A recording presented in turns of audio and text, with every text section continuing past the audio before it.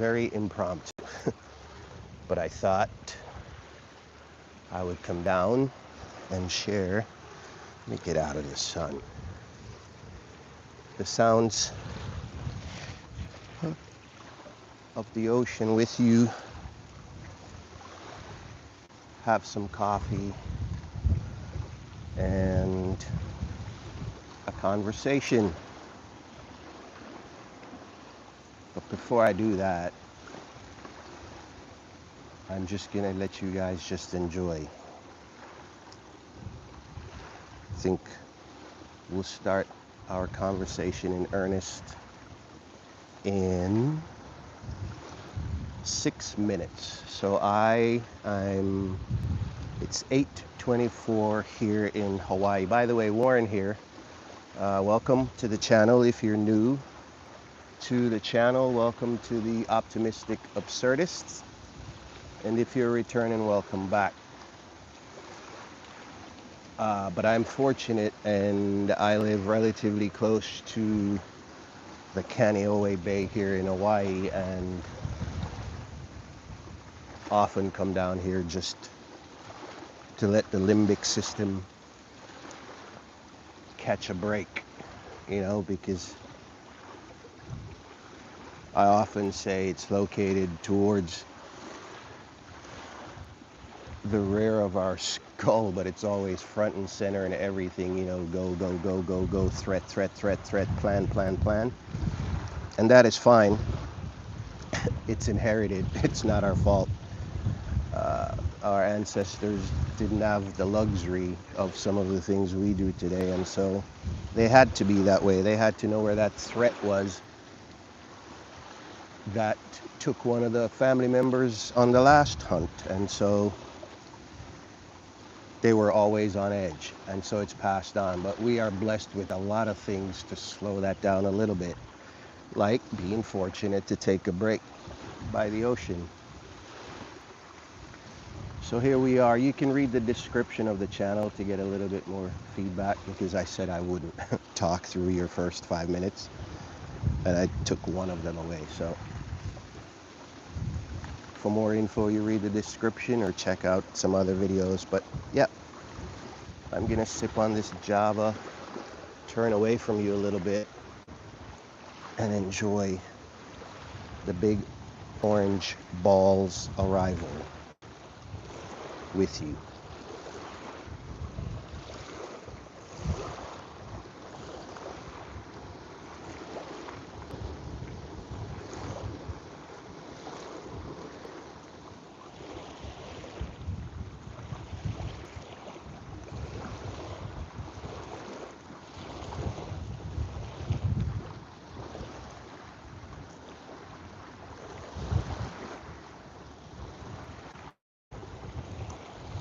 I'll do you one better. I'll even get out of your shot.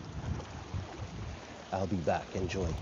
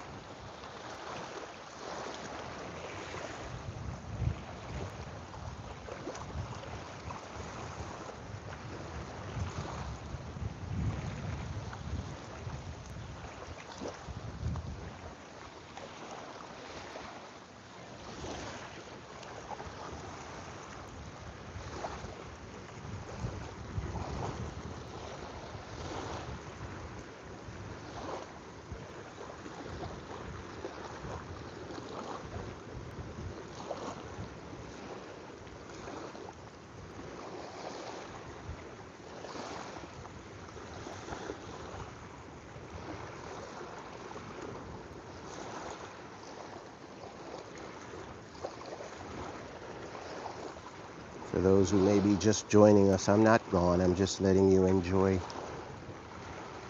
the rising of the sun for another couple minutes, and then we'll have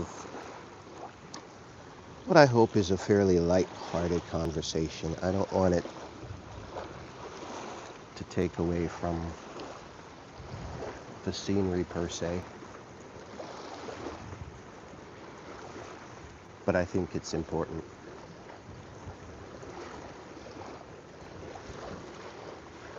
And before that, I'll give you a little bit of background on the Kaneohe Bay, just a few tidbits.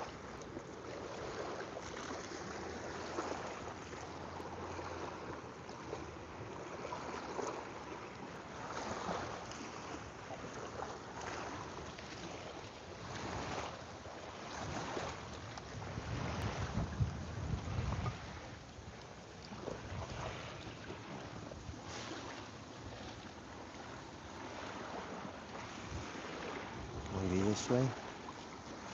Yeah.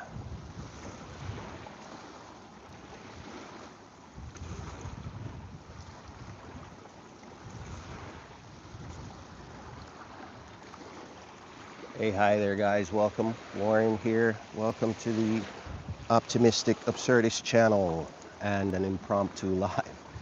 The Kaneohe Bay. So,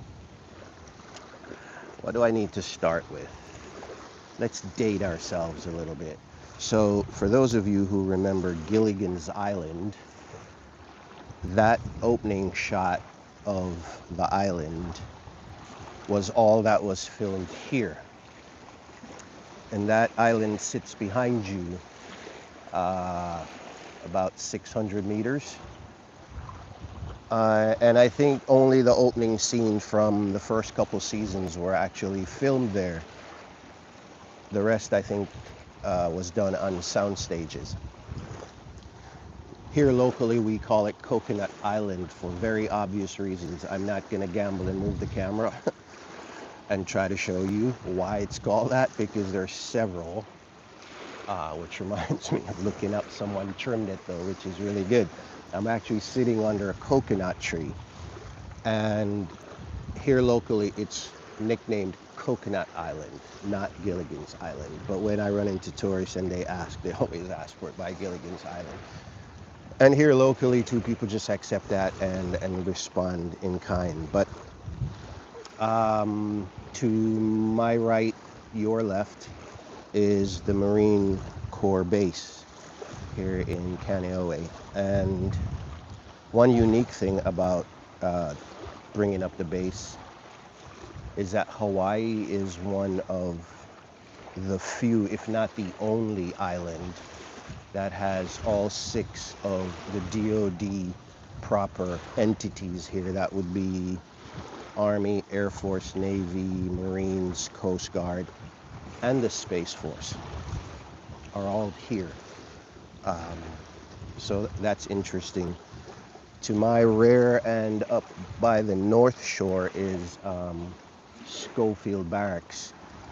And when you're up at Schofield Barracks and you look down from the Koli Pass, which is in the Schofield Barracks training area proper, you'll see that V that the Japanese saw when they were attacking Pearl Harbor, that perfect V.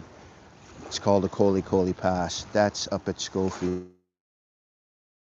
Hickam Air Force Base is further down towards Waikiki, and historically most of the buildings there aren't renovated because of being on the historical register. So you still see some of the bullet holes in the concrete outside. Inside some are renovated, but outside you still see the bullet holes and the concrete in the concrete.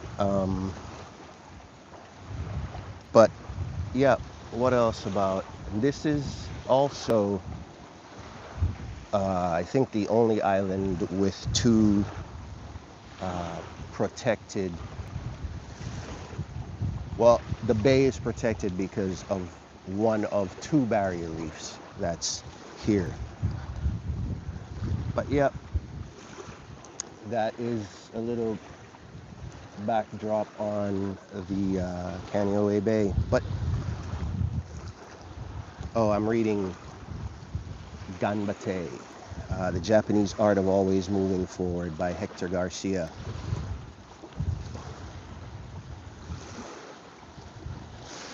But I think we've confused being alive, as the title says, with. And I know that's rich of me to say, having um, a YouTube channel, because that could be misconstrued and taken into any direction, and rightfully so, rightfully so. But I think somewhere along the way we stopped asking, was today my life meaningful?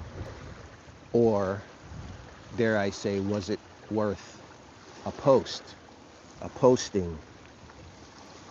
And I would go out on a limb and argue that you, the honest broker, would more than likely agree and say, yeah, that is true. Because I've often talked about going back, thinking back of when we were kids. And I was thinking about that when I was thinking about the topic. Kids care less if they're interesting, except when they get to today's teenage years. But they don't care if they're interesting. Dogs. My dog doesn't care if she's interesting. All she does is laugh, sleep, play, eat, entertain, and be present. And I am sure I'm not going to go out on, I'm not going to dive on that sword and say she knows what that is. But I want to say, looking at her when she is being present, I would say she knows. She knows. She chased sticks. She'll even sleep in the rain unless I go get her. But adults, us, humans, we are constantly curating ourselves, even privately, and even when we don't want to admit it. We're always curating ourselves because we are worried, vulnerable about being judged, being aligned with Tom and Jane, because from the outside looking in, their lives look so much more meaningful, right? Their lives look so much more meaningful. But again, that's from the outside looking in, because we have no idea what Jane and Tom are going through. The fact that Jane and Tom don't have 2 kids, very demanding kids. I hope we don't get rained on. Don't have 2 kids, very demanding kids. A boss who is just always in your face, very demanding. But from the outside looking in, you think they have it all figured out. All while they're looking at you wondering, how do you hold it all together with 2 kids, a demanding job, homework, attitudes, the whole 9 yard. But maybe the goal isn't to become interesting, like I alluded to. Maybe it's to become more present. This. And if you don't have this because you're not fortunate enough to have this, you're fortunate to have something. And that brings me to that. It's the comparison trap. I'm sharing this with you, and I would hope that you didn't go past just the initial. That's beautiful, to be in where you're beating yourself up and wondering why your life doesn't look like this. Again, because you don't know why I'm here, how I got here, what are the circumstances for my being here. You're just looking at the scenery, right? From the outside looking in. But I hope you don't do that. But things like this is because there's some green space, I'm sure, in your neck of the woods, or a water source, a natural or man-made beautiful park. The point, though, is we need to stop looking at our lives as thumbnails and snapshots and start seeing the forest for the trees. And I know it sounds rich because we have real lives. People have real lives. You would say, Warren, people have real lives. And in fact, you would be correct. We all do. We all do. But if we don't find a way to not look at our lives as a posting, a snapshot of just that day. I did another video, actually it was recently, I think it was my last one, about the missing tile syndrome, right? You go to a beautiful museum and a beautiful wall of tiles, let's say one of the cathedrals in Europe, one of the beautiful ones, no names required. And you're looking at this beautiful wall full of beautiful symmetrical tiles, clean, beautiful, except there is one tile missing. And where does our eyes go? Absolutely, to the missing tile. Because again, it's not a character flaw, it's ancestral. We inherited that. But it's because we naturally like to shrink our panoramic lives into snapshots and thumbnails. And I think we do ourselves a disservice. And I think someone just commented, can't see my screen, but thanks for being here. But we do that, and it's not a character flaw. It's our human condition, which is, by now, for those who are regulars, will see that as an overarching theme, the human condition. It's not that Warren has it figured out. It's that lived experiences over time should give us the opportunity to see things just past the surface. I don't think that life is simply made up of black and white. There's shades of grays and nuances in this kaleidoscope of life. But often we just hand wave the things that I think we should question. Because if we don't question, if we don't use and practice our metacognition to our benefit, then the no use is to our detriment. And I would go out on a limb and ask the honest broker, is it not that you seek growth, no matter how old we are, to constantly learn? And if that is the case, and if you truly believe that the true currency of our lives is our happiness, then I think you would agree that constant learning isn't a character flaw. It is who we really are. But I think we forget that because we think questioning those things means we are trying to find answers. And by now, if you're also a regular, you would know that that would be absurd to think that this universe is going to give you any. It's even more absurd to ask because it's not. It's not. And then you throw up your hands and say, then why? Because it is innately in us to question, to learn, not necessarily to get all the answers we seek, but just to walk a little bit more comfortably with this absurdity that is our universe, kind of hand in hand in a compromise, right?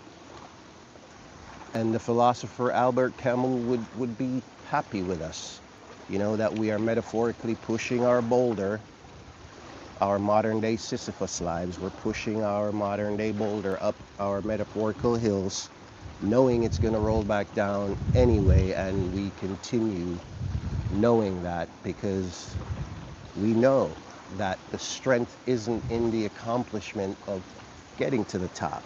It's in the messy middle.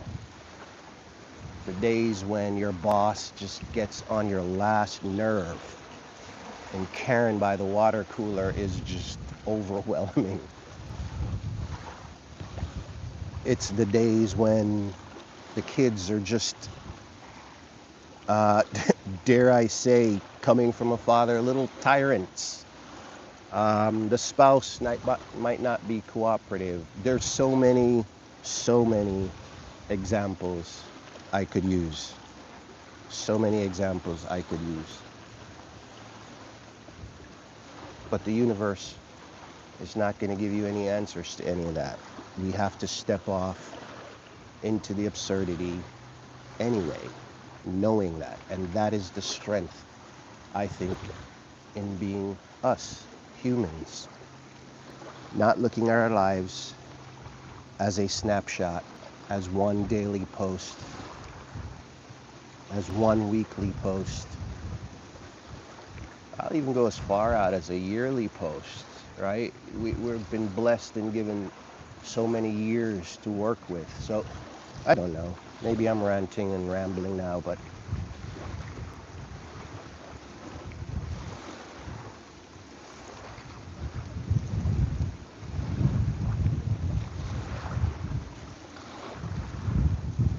we always go for the big wins and celebrate only those. And all our little wins, our small wins in aggregate, adds up to bigger wins. We're just impatient though. Burger King my way, right away. That's even us older folks. Ironically enough, interestingly enough, without dating myself too much, but even us that should be going just a little slower are moving so fast. On to the next thing.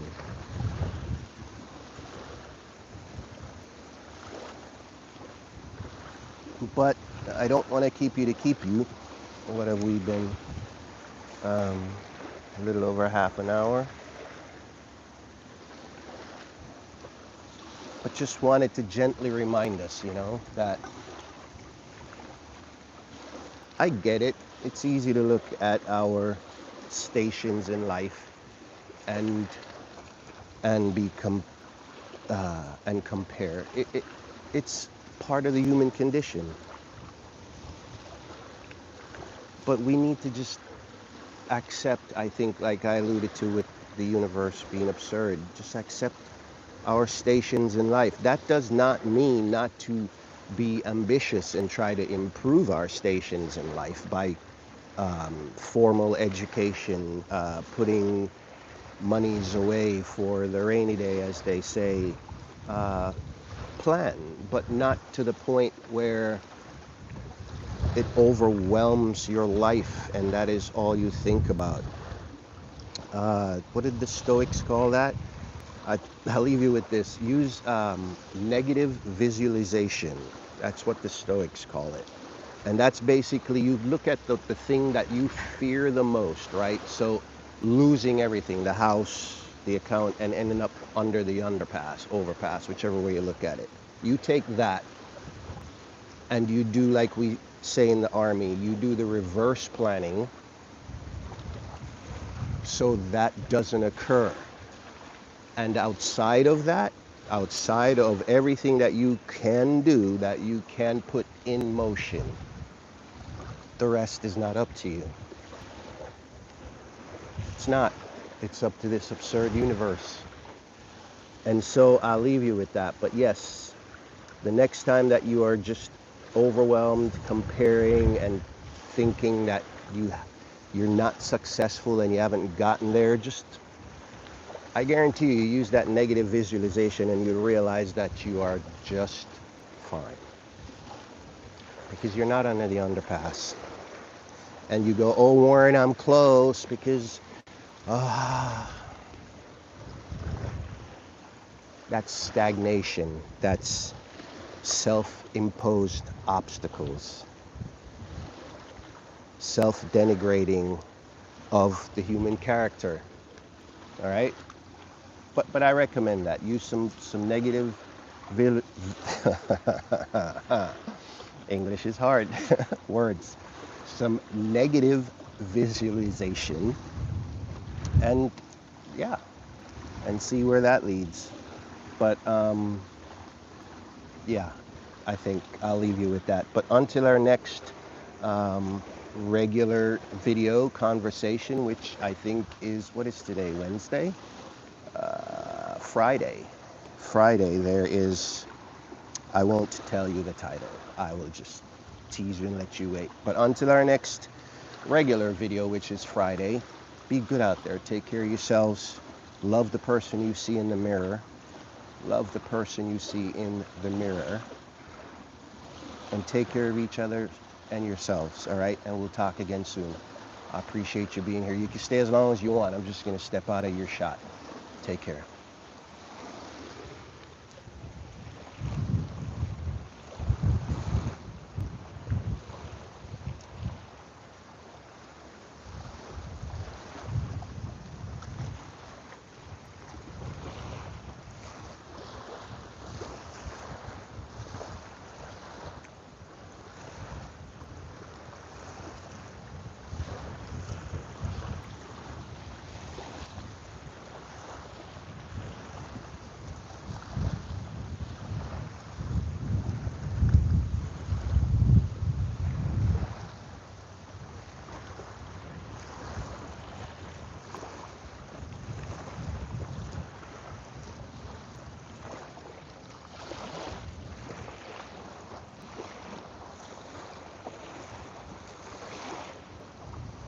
I'll walk along here, see what I can see.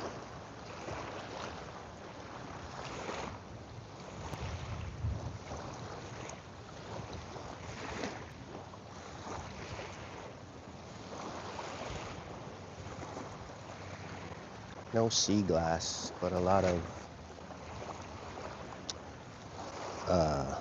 fish carcasses and crab carcasses.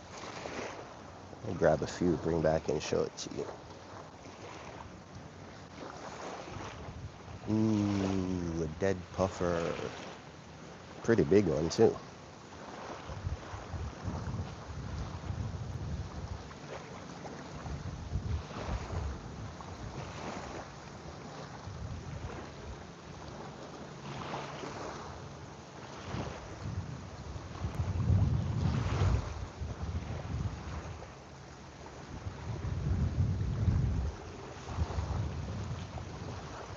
A little bit of trash too. I'll grab that when I leave.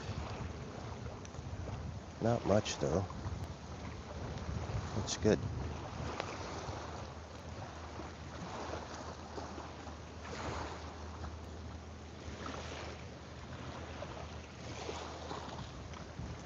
But crab carcass. And I'm sure the artists among you could do something with that. Look at that. Use as a needle or something. I'm going to keep it though, because the kids come down here and play barefoot sometimes. And this would be a significant emotional event should one of them step on it.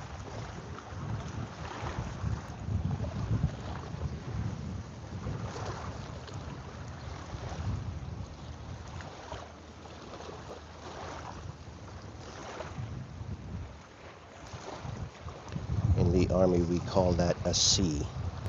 See, I told you. Now you have a significant emotional event.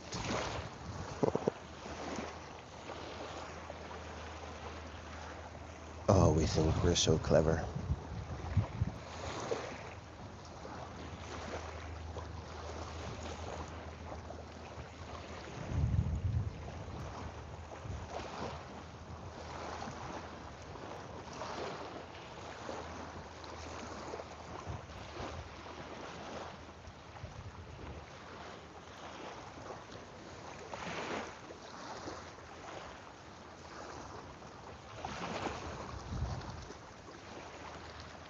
Okay, I'm gonna risk it. I'm gonna walk. and show you what I'm looking at without putting that boat into the shot, so you can hear. Remember what I said about coconuts and Coconut Island? Yeah. Some of these are from that island. What I didn't tell you about what that island is now is that it's a biology research center, I think, ran by the state and some private entities. Crab holes.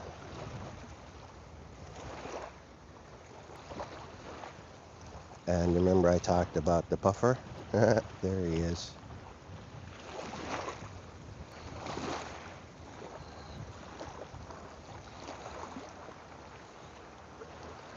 Let's see if I can show you up at Schofield Barracks. That's up that way, behind the Kualaus. That's the mountains in the cloud cover. Let's walk back this way, and then we'll wrap it up, folks. Thanks so much for joining me. I hope you enjoyed this. And if you're new and this resonates with you, feel free to stop on by anytime. Always welcome.